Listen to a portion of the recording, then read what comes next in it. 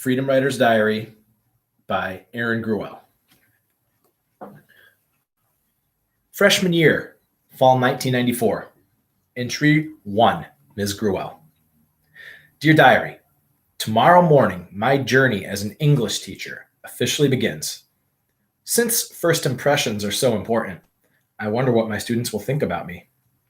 Will they think I'm out of the touch or too preppy? Or worse yet, that I'm too young to be taken seriously? Maybe I'll have them write a journal entry describing what their expectations are of me and the class. Even though I spent last year as a student teacher at Wilson High School, I'm still learning my way around the city. Long Beach is so different than the gated community I grew up in.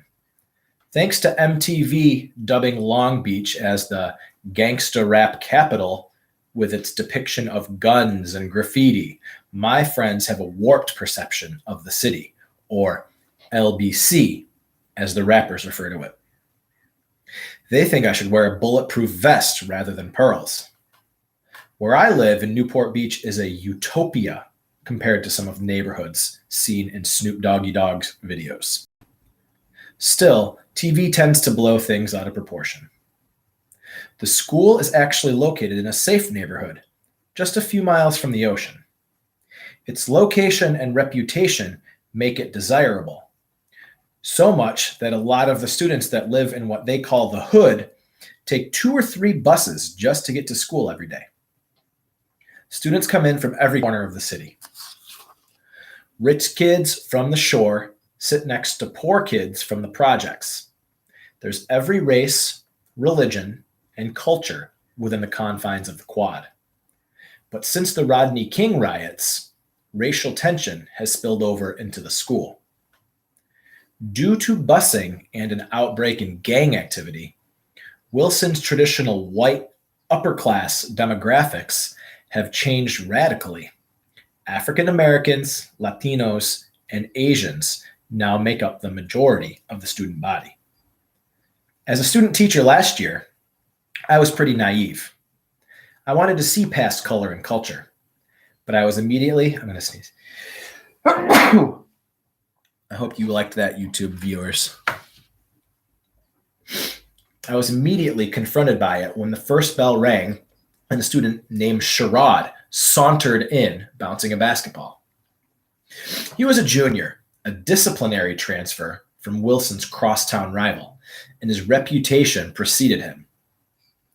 Word was that he had threatened his previous English teacher with a gun, which I later found out was only a plastic water gun, but it had all the makings of a dramatic showdown. In those first few minutes, he made it brutally clear that he hated Wilson. He hated English, and he hated me. His sole purpose was to make his preppy student teacher cry.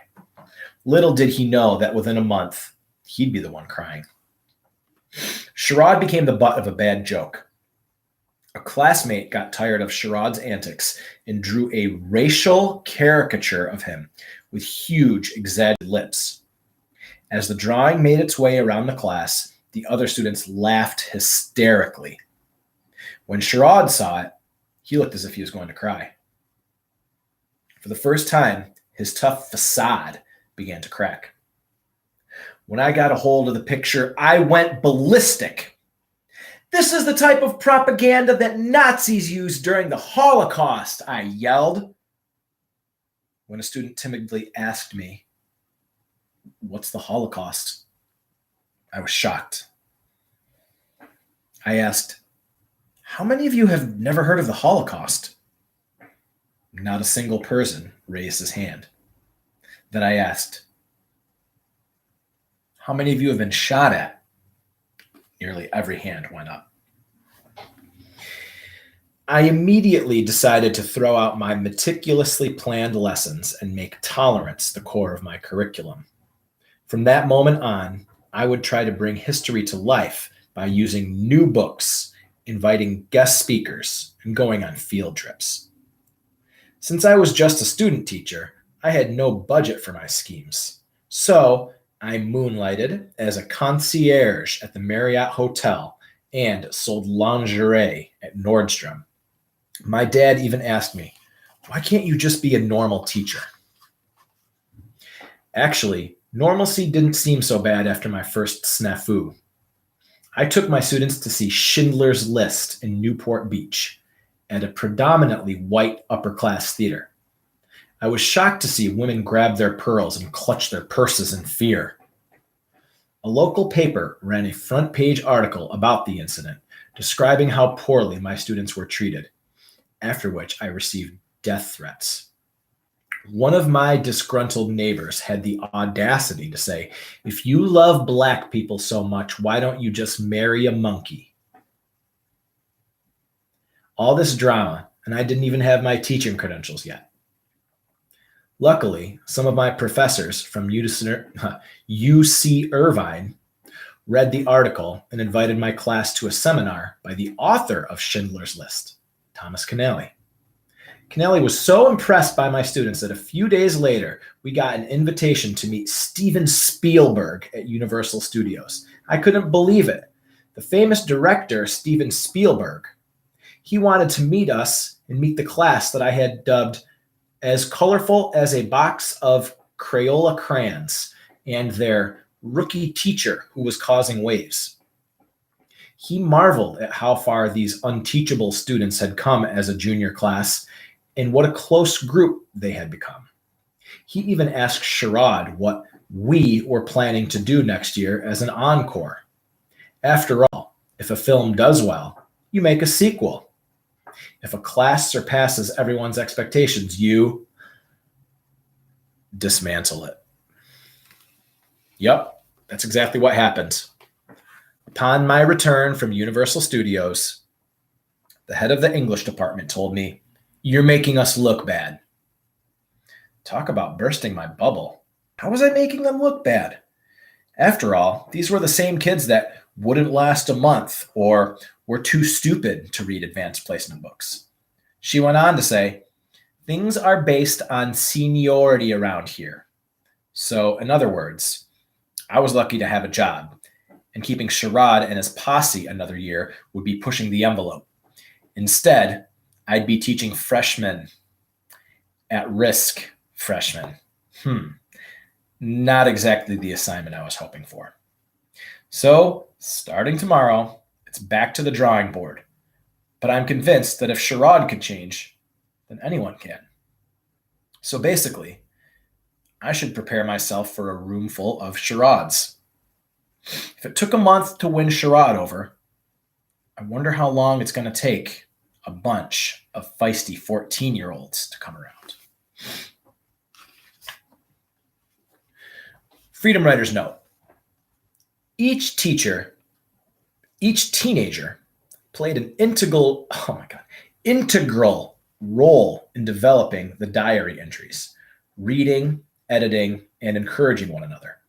To protect their anonymity and illustrate the universality of their experiences, we decided to number each diary rather than attach a name. The students have shared their life experiences freely, without inhibition.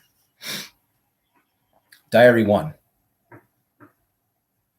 Dear Diary, I always thought that odd was a 3-letter word, but today I found out it was 7. And they spell Gruwell. My freshman English teacher is way out there. I wonder how she got this job.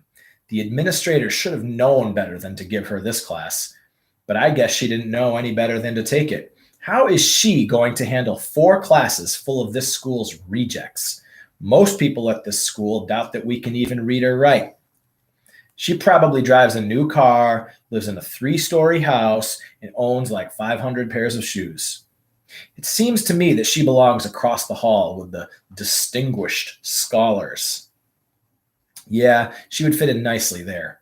She and those supposedly gifted white kids who think they're better than everybody else. She walked in here on, "I'm sweet and I care about you" mode. It's not going to work. We all know she's going to treat us like everyone else has. The worst part is, I'm pretty sure she thinks she's the one who's going to change us. She alone, the too young and too white to be working here teacher, is going to reform a group of helpless, sure to drop out kids from the hood. I can't deny the fact that this class does seem like a bad rerun of Cops, though, and she has the records to prove it. She'll probably sit us in alphabetical order to try to stop any fights. Right now, she's probably deciding who she's going to transfer out. To her, I'm sure we're the below average kids that no one told her about when she was getting her credentials. I have to admit, though, some of these fools need an attitude adjustment. Most of these N-words come strapped and ready to bust a cap. It's not like they can't get away with it. With their big pants, they could fit me and 6 of my friends. They could hide a bazooka and no one would notice. I don't think everyone in this class is supposed to be in here because there's a white boy in the corner looking down at his schedule, hoping that he's in the wrong room. For his entire life, he's always been part of the majority, but as soon as he stepped into this room, he became the minority. Being white in this class is not going to give him the same status as he gets in society. In here, he gets stared down by most of us, and the other people just think that he's either stupid or must have ditched the day he was supposed to have taken the assessment test. Then there are the other ones, like me, who are in the middle. Not a bad, but definitely not wearing a pocket protector.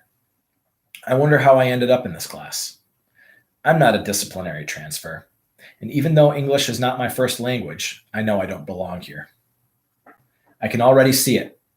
We're going to be stuck with some fat second grade English book that will put us to sleep before we can even flip a page.